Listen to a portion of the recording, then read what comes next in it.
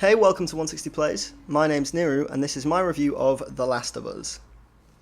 I often worry that I'm becoming a pretentious gamer. The other two reviews on this channel are of Fez, an indie darling, and Starseed Pilgrim, a game that largely flew under the radar for most people. This isn't a coincidence. My game library predominantly consists of games just like those.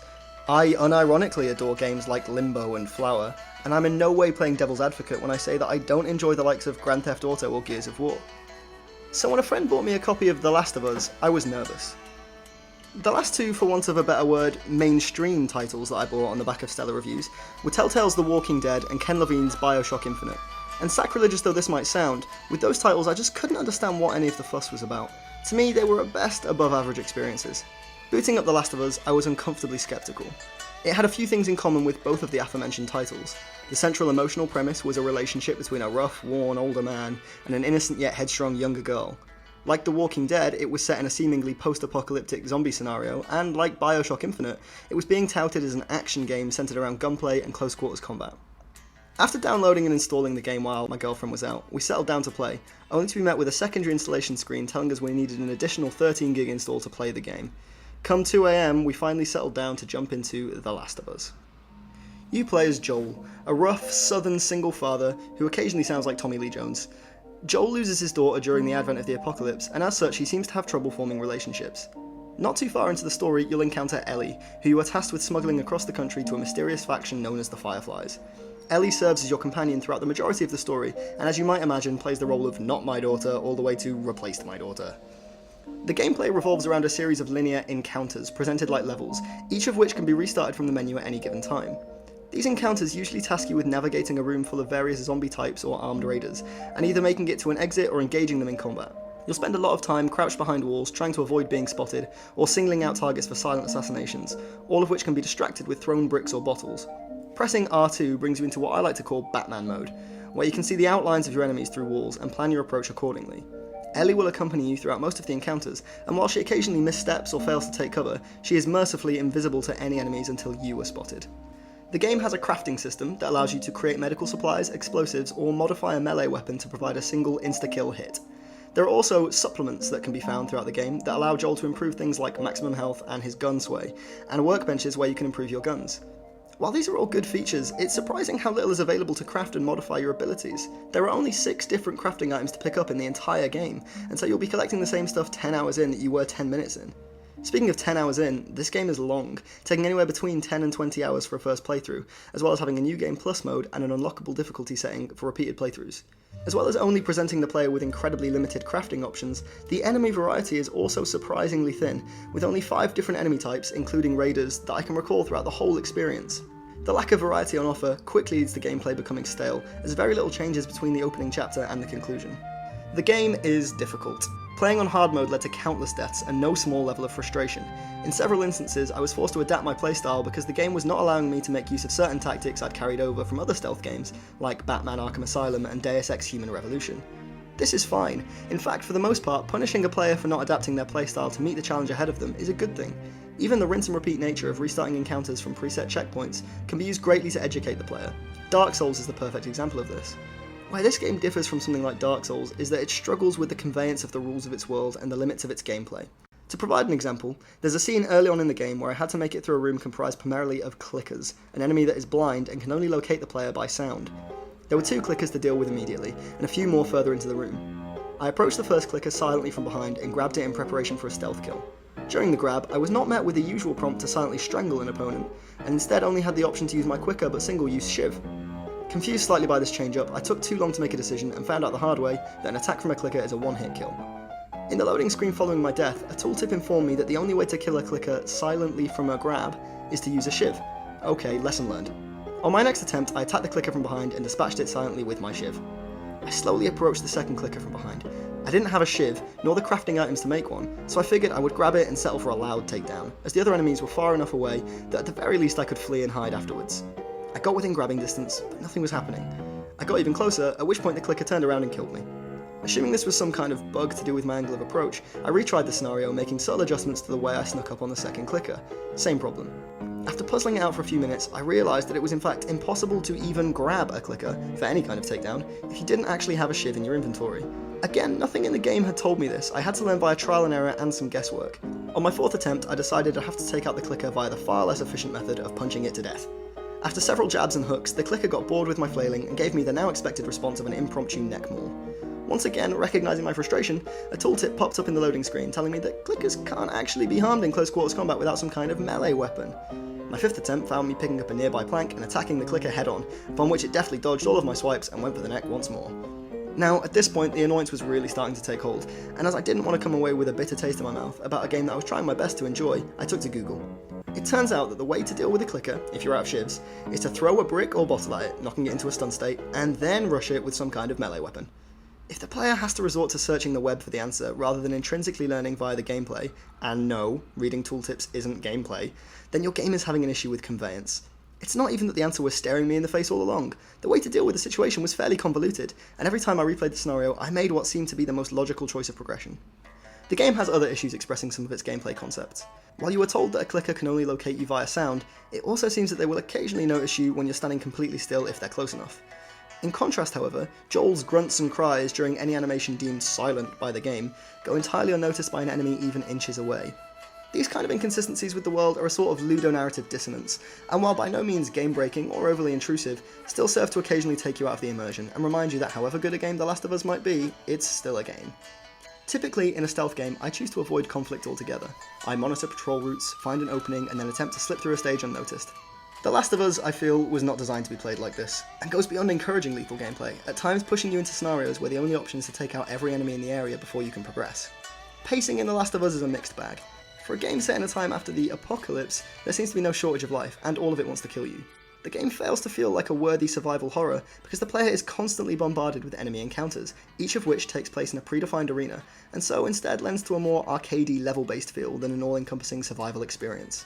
There is practically no downtime, and what downtime there is usually presented as a cutscene or a dialogue sequence discussing the next locale you need to head to so you can get on with another action sequence. While the combat is well thought out and the stealth sections are at times very rewarding, the encounters very quickly become repetitive once you realise that nothing much is changing outside of the visual aesthetic. It feels like the only real reason that there's so much action is to make sure the player feels involved in a story that is told predominantly through uncontrollable sequences, and to make sure they don't get bored. It was in one particularly repetitive sequence that it struck me. The sneaking and shooting is actually the only real gameplay in this survival experience. In place of downtime that could have been effectively used to present the player with the concept of hunting and scavenging for food and building shelter in the wild, or traversing collapsed architecture via some interesting platforming mechanic in the cities, the player is limited to interacting with the world via crouching behind walls and occasionally shooting something. If the player's not doing this, then they're simply walking past a vista on their way to the next action sequence. There are no real mechanics aside from the combat that The Last of Us presents, and for a game that took me 15 hours to complete, that doesn't feel like anywhere near enough. Where The Last of Us does get pacing right, however, is with the way it limits the player's resources. As the majority of the game is spent laying waste to all manner of baddies, you might expect that The Last of Us would embrace the power fantasy completely and provide the player with a vast array of killing tools to experiment with without restriction. What you'll encounter in-game is the complete opposite. Ammunition is incredibly scarce, more so than any title I can recall of recent, and the weight of that limitation is felt doubly due to the incredible amount of combat that takes place. You'll stockpile ammunition as best you can, but the action sequences that practically require you to be shooting constantly in order to survive will thwart your attempts to hoard any respectable inventory. Even Resident Evil 4, which is in many ways very similar to The Last of Us, would have the player end up with a large amount of ammunition for weapons that the player didn't favour just held in any spare inventory space.